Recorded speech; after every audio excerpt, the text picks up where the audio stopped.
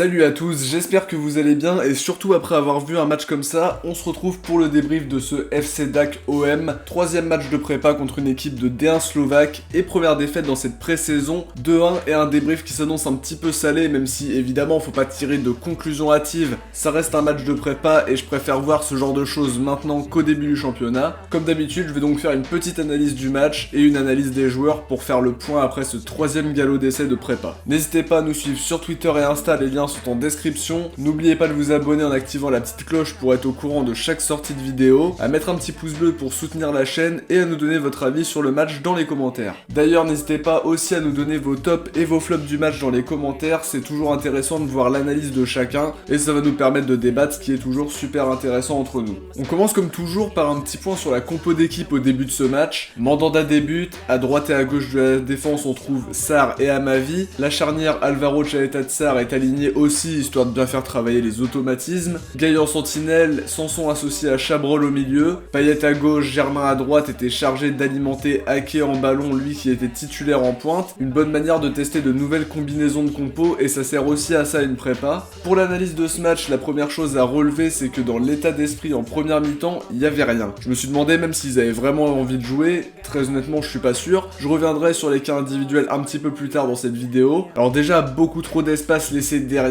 des Slovaques bien plus convaincants alors que c'était leur premier match de préparation. La défense laissait vraiment à désirer, ça passait à gauche, ça passait à droite, les défenseurs pris de vitesse, il n'y avait pas grand chose qu'à aller honnêtement. Dans la relance c'était aussi très laborieux, ça avançait pas une fois le ballon dans les pieds, on pouvait difficilement espérer mieux que ça à la mi-temps. Dans la création d'occasion il n'y avait rien, les quelques amorces qu'il y a eu ont été hyper mal exécutées. Un jeu très haché aussi, beaucoup de fautes, des prises de frappe alors qu'il y avait peut-être d'autres solutions. A l'inverse, côté slovaque, il y a de bonnes combinaisons, de l'envie, de l'idée et du côté de l'OM, rien, pas de mouvement, rien du tout. Il y aura beaucoup de leçons à tirer de cette première mi-temps plus que stérile, de jolis buts en tout cas de la part du FC DAC, dont un coup franc très bien frappé qui ne laisse aucune chance à Mandanda. En deuxième période, déjà plus de rythme, plus d'occasions et c'est sûrement grâce à l'effectif quasiment totalement remanié, avec simplement Mandanda, Alvaro et Chaeta-Tsar qui sont restés sur le terrain. En termes de dynamisme, c'était beaucoup mieux, avec Tovin et Radonjic notamment. Ça nous permet de réduire le score sur penalty et d'enchaîner les occasions. Certes, petit bémol, le réalisme n'était pas là, mais vu la première mi-temps, on se contente de peu. Beaucoup moins de lacunes dans cette deuxième mi-temps, et c'est déjà beaucoup. En tout cas, je veux relever aussi qu'on n'a pas fait un clean sheet depuis le début de la préparation. On prend un but contre Pinsgo, un but contre Emstetten, et maintenant 2 buts contre le FC DAC. Faudra en tirer les conclusions nécessaires et essayer de faire bonne figure contre le Bayern vendredi prochain. Point positif, on a pu voir Balerdi sur le terrain pour un petit peu plus d'une dizaine de minutes. Espérons qu'il sera en capacité de jouer un petit peu plus longtemps au cours des prochains matchs de prépa pour qu'on puisse enfin le voir à l'œuvre. Faudra aussi travailler les coups de pied arrêtés beaucoup plus que ça, ils sont inefficaces alors qu'il y a tant à faire sur des solutions comme ça, mais ça je le dis depuis un an déjà et rien n'a toujours bougé pour le moment. Pour les satisfactions de ce match, on trouvera pas beaucoup de joueurs de la première mi-temps, vous vous en doutez, mis à part Gaï que j'ai trouvé relativement solide dans les duels, Sanson qui a été très actif et qui est sorti du lot dans une première mi-temps bien terne, Mandanda a lui fait une parade importante pour éviter le 3-0 à la pause qui aurait bien fait mal. En deuxième mi-temps, j'ai été agréablement surpris par Sakai qui est très bien rentré dans ce match, aussi bien offensivement que défensivement. On savait qu'avec Tovin à ses côtés, ce serait 10 fois mieux déjà. Camara a été très bien dans son rôle comme d'habitude. Troutman intéressant dans l'envie et qui a montré de belles choses aussi. Rongier qui a bien éliminé, je pense à l'action où Benedetto ne cadre pas à la fin, c'est bien dommage d'ailleurs. Il a apporté beaucoup. Tovin a été très bon et a apporté énormément à cette équipe qui manquait de dynamisme. Radonjic a beaucoup tenté sans beaucoup de succès, mais cette équipe manquait tellement de rythme que son entrée a été très remarquée. Pour les déceptions, le premier joueur à qui je pense c'est Dimitri Payet qui a été plus que nonchalant, sans envie, qui a fait un match exécrable pour parler français. Il aurait mieux fait de rester sur le banc aujourd'hui parce que c'était plus que catastrophique. Quand on n'a pas l'envie comme ça, de toute façon le niveau peut pas suivre. Amavi a été très mauvais aussi, pourtant intéressant par sa vitesse, il a tout raté, même si on peut lui dire quand même qu'il a dû faire le travail de Payet en montant très haut. Chabrol lui a été très mauvais, perte de balle dangereuse sur le premier but, il a vécu une sale première mi-temps. Germain évoluait à un poste qui n'est pas le sien, auquel il a joué un petit peu la saison dernière, mais il n'a pas apporté grand chose sur l'aile droite. Dans les duels aériens, il n'est pas présent, c'est normal, il ne peut pas apporter de vitesse. Je pense qu'on peut oublier cette solution sur l'aile droite, d'où l'intérêt de recruter impérativement d'ici la fin août. Kawi, sans être nullissime, me paraît pas du tout être une solution viable au poste de latéral gauche. On va droit dans le mur si on continue à faire du bricolage comme ça. Vivement Krokia revienne pour tenter de prouver qu'il peut être la doublure d'Amavi l'an prochain. Alvaro a lui vécu un match très compliqué, pris de vitesse sur le premier but, il fait faute sur le coup franc du deuxième, un match à oublier pour lui. Quant à Benedetto, beaucoup trop d'actions qui ne vont pas au fond, va vraiment falloir retrouver un instinct de tueur devant le but, parce que là c'était plus qu'insuffisant, alors qu'il a quand même eu plus de possibilités que a pu en avoir Marley Ake, notamment en première mi-temps, qui lui aurait mérité peut-être d'avoir des meilleurs passeurs à ses côtés, parce qu'avec Payet